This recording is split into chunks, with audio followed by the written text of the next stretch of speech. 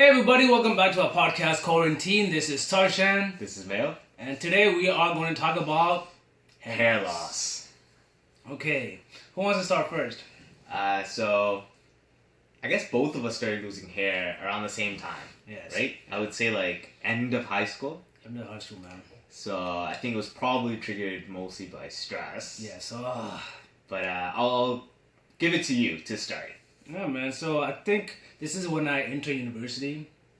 And I was going through a lot, like a lot of depression. Yeah. And I was going through problems at home, right? Yeah. And another thing is, initially when I noticed that my hair was thinning out, I thought it was the water because that was when I moved to Brampton too. Yeah. And I told my dad, there's something wrong with the water. We gotta change it. I'm losing hair. It's like my dad actually changed it too. You bought filters and stuff, right? Yeah. But, once it started, it just wouldn't stop. Yeah. It just didn't stop. So after that, I started noticing baldness. There'll be a bunch of gaps. Then I would start combing it to my right side just to hide that bald spots. Just for context, in high school, Darshan had really thick hair that he used to use a lot of mousse in, and he'd slick it back. Oh my god, man! I had hair like Rajinikanth, man. It's a lot of hair, but now, yeah, man. So after that, it just got worse, and there would be time I would be going to these events, these brown events, and people would start asking me a lot of questions. What's going on? What's happening? Are you going bald? Yeah. I don't want to deal with none of those questions. Yeah. So you know what? Screw it. I'll just shave it all. Yeah. And I think when I was 24 or something like that, I'd start fully shave it. Yeah. Huh. So what about you? I think for me, the time period was around the same. I was going through a lot of stress with the university, coming back home on the weekends, and just when I moved back home as well. Yeah. Stress with friendships, relationships, just stress in general. Yeah. And once it triggered, I think my male pattern baldness. Yeah. I don't think I was able to stop it. Yeah. It was a slower loss for me. Mm-hmm. I didn't lose hair right away all at once. Yeah. But you can see it slowly decline. Yeah. And my hairline recede. Yeah. So I tried my best to stop it. I used all the oils people were telling me to use. I tried to de-stress and try all these bunch of different things. Yeah. And nothing really worked. And then it got to a point where I'm like, all right, you know what? I'm going to lose all my hair. Mm-hmm. And throughout this time period, I've also shaved my head much of times as well. Mm-hmm. I was like, I've always wanted to grow my hair. Mm-hmm. I'm just gonna grow it. Mm-hmm. So I did grow it. The longer my hair grew, the more hair also fell out. Yeah. It's hard to pinpoint one exact. There's so trigger. many, man. Yeah. There's so many triggers. There's so many triggers. Yeah. So and then I came across Rogaine, and I decided I wanted to keep my hair for as long as possible. So I started using Rogaine, and it didn't help with regrowth, but it kind of stopped it. Recently, I would say I weaned myself off of Rogaine, and my hair was good. Yeah. But also as we talked about in nutrition and fitness videos, we were eating healthy, we were working out, we were de-stressing, things were good. Yeah.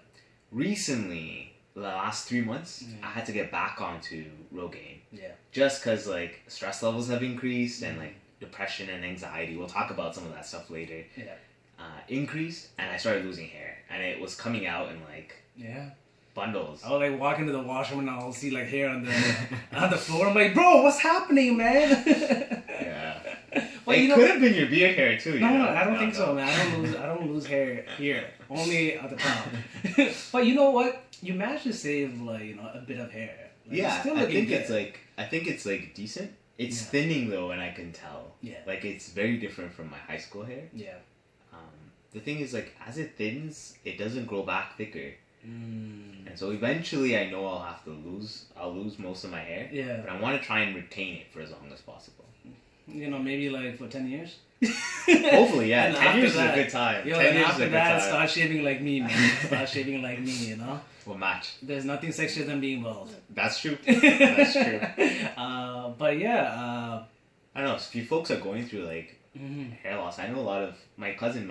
It's from my mom's side. Like a lot of my mom's Same. relatives go through the same thing at even younger ages too. Yeah. Yo, it's completely normal. Yeah, like right now, my cousin is actually in the process of losing his hair, man. Yeah. Like, he's starting to like go bald right now, and he's like what, 20? Yeah.